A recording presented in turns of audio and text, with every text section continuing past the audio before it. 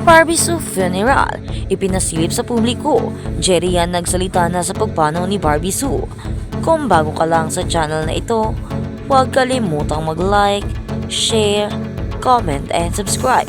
Ang buong showbiz industry pati na rin ang mga tagahanga sa buong mundo ay nakaramdam ng matinding lungkot matapos ang biglang pagpanaw ni Barbie Sue, ang kilalang Taiwanese actress na nakilala sa kanyang papel sa popular na drama na Meteor Garden. Ang kanyang pagkamatay ay nagdulot ng kalungkutan sa kanyang pamilya, mga kaibigan at mga taga-suporta, pati na rin sa mga kasamahan niya sa industriya. Kamakailan lang ipinakita sa publiko ang kanyang mga huling sandali sa pamamagitan ng isang simpleng seremonya ng libing na isinagawa ng pamilya ni Sue. Pinili ng pamilya ng actress na isagawa ang isang private at tahimik na pagpapalabas sa kanyang burol at mga seremonya, ngunit hindi rin nila ito tuluyang isinara sa mata ng publiko. Ang mga imahe ng malalapit na kaibigan at kasamahan ni Barbie Sue ay nakita sa mga livestream at ilalang social media. Isa na rito si Jerry Yan, ang kanyang co-star sa Meteor Garden at matagal ng kaibigan, na nagsasalita ukol sa kanyang pagkawala. Matapos ang ilang araw na katahimikan, nagbigay ng isang emotional na mensahe si Jerry Yan na lubos na nagluluksa sa pagkawala ng isang mahal na kaibigan.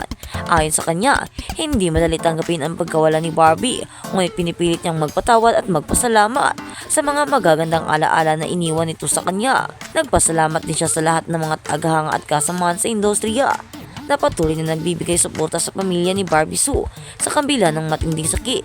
Binigyang diin na hindi lamang siya nawala ng isang kaibigan, kundi isang tunay na inspirasyon sa buhay. Ang huling sandali ni Barbie Sue ay pinapanood ng milyong-milyong tao sa buong mundo at makikita sa mga larawan ang mga matinding emosyon mula sa kanyang pamilya at mga kaibigan. Habang patuloy ang pagdadalamhati, ang mga alaala ni Barbie ang mananatili sa puso ng marami at ang kanyang legacy bilang isang actress at iconic kong personalidad sa showbiz ay hindi malilimutan. Sa kabila ng lahat ng ito, nagbigay rin ang mga taga-suporta ni Barbie Sue ng kanilang huling respeto at pagmamahal sa nagsasabing ang kanyang mga contribution sa entertainment industry ay magpapatuloy magpakailanman. At sa kabilang banda, Semen nagsalita na sa pagpanaw ng kaibigan na si Sunshine, emotional sa pagpanaw ng kaibigan. Ang buong showbiz at mga fans ng Meteor Garden ay muling nangyanig sa malungkot na balita tungkol sa pagkawala ng Chinese-Taiwanese actress. Hindi lang ang kanyang mga tagahanga ang nagdalamhati, kundi pati na rin ang malalapit niyang kaibigan sa industriya. Isa na rito si Semen, ang karakter na ginampanan ni Vanessa Wu, na nagbigay ng isang emotional na pahayag tungkol sa pagkawala ng kanyang matalik na kaibigan. Sa isang live interview, hindi napigilan ni Semen na magpahayag ng kanyang matinding lungkot at pagkabigla. Mahirap tanggapin dahil parang isang malaking bahagi ng buhay ko ang nawala. Si Barbie o si Sunshine ay hindi lang isang kaibigan sa harap ng kamera, kundi isang tunay na kaibigan sa buhay, ani Vanessa Wu. Ayon kay Vanessa, hindi madali para sa kanya na magbigay ng pahayag ng ganitong pagkakataon dahil sa mga alaala ng kanilang pagtutulungan sa Meteor Garden at ang mga simpleng sandali sa kanilang friendship na hindi malilimutan. Emotional niyang sinabi, wala akong sapat na mga salita upang paliwanag kung gaano siya kahalaga sa akin. Si Sunshine ay isa sa mga pinakamatibay na tao na nakilala ko. Napaka-inspirational niya, hindi lang sa trabaho kundi sa mga tao sa paligid niya. Wala akong ibang natutunan mula sa kanya kundi ang pagpapahalaga sa mga tunay na relasyon, sa pagiging tapat at sa pagiging malakas sa kabila ng lahat ng pagsubok. Pinili ni Vanessa na magpasalamat sa mga sandali ng pagkakaibigan nila ni Barbie at sinabi niyang ang mga natutunan niyang aral mula sa kanya ay magsisilbing gabay sa kanyang buhay. Napakabait niyang tao, hindi siya nag-atubiling magbigay ng tulong sa lahat ng nangangailangan at ang kanyang kabutihan ay nagbibigay liwanag sa madilim na mga panahon ng buhay ko. Sa kabila ng sakit at kalungkutan, sinabi ni Simi na ipagpapasalamat niya ang lahat ng magagandang alaala nila ni Barbie. Hindi ko siya makakalimutan, hindi ko kayang ibalik ang mga oras pero ang mga alaala ay mananatili. Dagdag pa ni Vanessa, ang mga pahayag ni Semen ay nagbigay liwanag sa mas malalim na relasyon nila ni Barbie sa kabila ng kanilang mga karakter sa Meteor Garden. Habang ang buong industriya ay nagluluksa sa pagkawala ni Barbie Sue, ang kanyang mga kaibigan at kasamahan sa trabaho ay patuloy na nagbibigay ng kanilang huling respeto at pasasalamat sa isang taong nag-iwan ng malaking marka sa kanilang buhay. Si Sunshine bilang si Barbie Sue, nakilala sa pagiging bilang si Sunshine at pagiging matamis at sweet na babae. At sa kabilang balita, ex-hubby ni Barbie Sue na mataang naglalakad sa gitna ng ulan. Maging ang dating asawa ni Barbie Sue na si Wang Xiaofei ay nagluluksa sa pagkawala ng Taiwanese actress. Namataan ang Chinese businessman na dumating sa Taoyuan International Airport kung saan kapansin-mansin na mukha itong pagod at malungkot ang aura.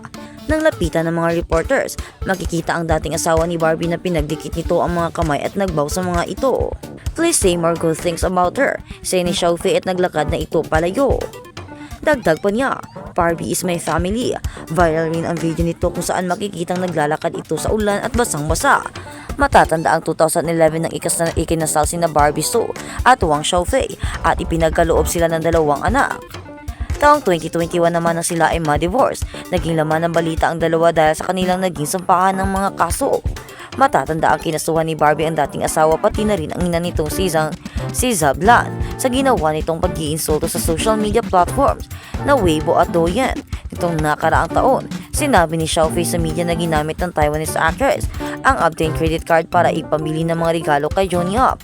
Kinantihan naman ito ni Barbie ng isang social media post kung saan ibinandera niya ang infidelity ng asawa habang kasal pa sila. At sa kabilang banda, ang mga nalik na record ng pang-emerhensyang medikal ay nagbubunyag ng napalampas ni Barbie Su ang 2 kritikal na pagkakataong mailigtas. Sa Japan, ang Taiwanese actress na si Barbie Su ay napaulat na napalampas ang 2 kritikal na pagkakataon upang mailigtas kabilang ang isa namang tumanggi siyang magpa-ospital dahil nakapag-book na siya ng mga return flight ticket ayon sa mga nag-leak na medical record. Taiwanese actress na si Barbie Su. Larawan mula sa Weibo ba ni Barbie? Iniulat na si Barbie ay dumating sa Japan noong Enero 29 at pumanaw noong Pebrero 2 sa edad na 49 kasama ang kanyang pamilya na kinumpirma na siya ay nawala na mula sa influenza-related pneumonia kinabukasan. Bago siya nawala, nagpakita siya ng malubhang mga palatandaan ng babala sa kalusugan. Ang mga nag-leak na record ng emergency department mula sa isang lokal na ospital na opisyal pa ring nabiverify ng mga otoridad na medisina ng Japan. Sa medisina ng Japan ay nagpapakita na si Barbie ay nagpakita ng malubhang mga sinyalis ng babala sa kalusugan bago siya nawala.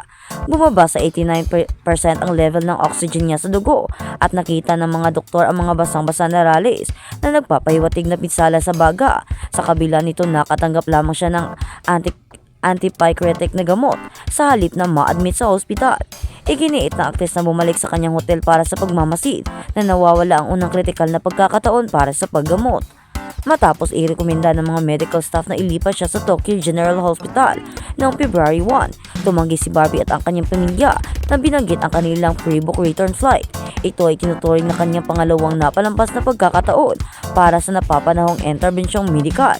Sa pagbabalik sa hotel, huminto ang paghinga ng aktres at isinugod sa pinakamalapit na community clinic.